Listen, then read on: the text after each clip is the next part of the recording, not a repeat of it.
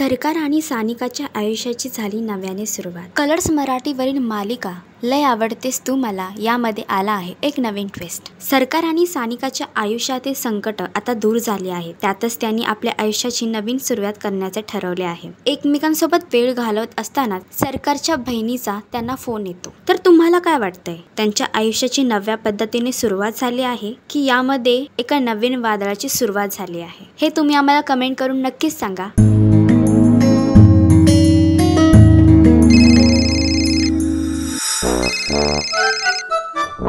Hello, हा आत्या सांगत होती तुम्ही कुठं दुसरीकडे गेलाय म्हणून। कुठे गेलाय? अगं ते स्वप्नपूर्ती नाचं होमस्टे तिथे। असंच एंटरटेनमेंट बघण्यासाठी तुम्ही आमचं चॅनल टेलीचक्कर रिजनल ला लाईक, शेअर आणि सबस्क्राईब करा।